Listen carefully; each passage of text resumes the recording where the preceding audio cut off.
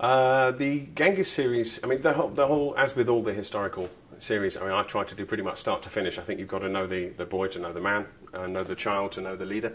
I mean, the first book takes him up to the age of about 18, the second book up to the age of about 30 odd, and the third book takes him to the final years, where the main problems really are who's going to follow him and what happens, because everyone comes to an end.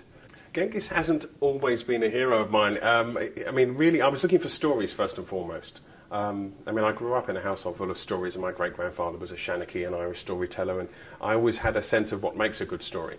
So when I'm looking for people to write about, I look for that, and it's very often extraordinary achievement, what you can do with one life. And Genghis has that in spades. I mean, it is, I think, the greatest rags to riches of all time. Without a shadow of a doubt. Abandoned, left to die, aged 11, his grandson is the Emperor of China. Between those 2 points, you have an amazing epic tale. You know, that's why I chose Genghis. I always hope the books would do well, but I'm never absolutely certain they're going to. The biggest fear for me was starting the Genghis ones again, because I'd actually only been published once in one sense. I'd started the Julius Caesar books and then, you know, published 4 of them. The Genghis one was the first time I had attempted to do it all over again, with a completely new story and a much harder sell, because, you know, when people think of Genghis, they don't have any of the colour that they associate with Julius. So I knew that was going to be difficult. And the fact that they've done well, the fact that people trusted me enough to continue reading a different topic, especially those people who loved Rome and bought my books because they liked Rome, and then to come with me, you know, with Genghis, that was, you know, really wonderful. Leaving Julius behind was quite difficult.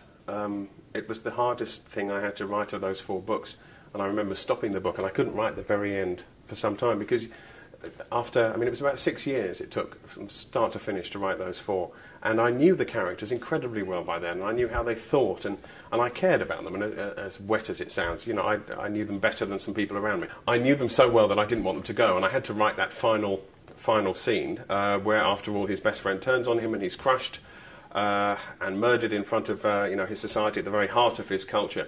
It was a difficult thing to write.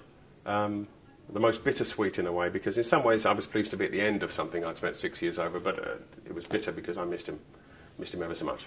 Well, I'm sort of letting go of Genghis with Bones of the Hills, because I'm never quite sure whether I should say or not, but he does, you know, he kind of dies. I'm going to continue with his family. The whole sort of story arc is from his abandonment at the age of 11 up to his grandson being the Emperor of China. You've got to tell the whole story. And his son's an interesting man. He drank himself to death. I mean, so much so that he worried his brothers, to the point where they asked him to promise to swear to drink fewer cups of wine each day. And he agreed to this under duress, but then he had a set of enormous cups commissioned so that he could still enjoy the grape.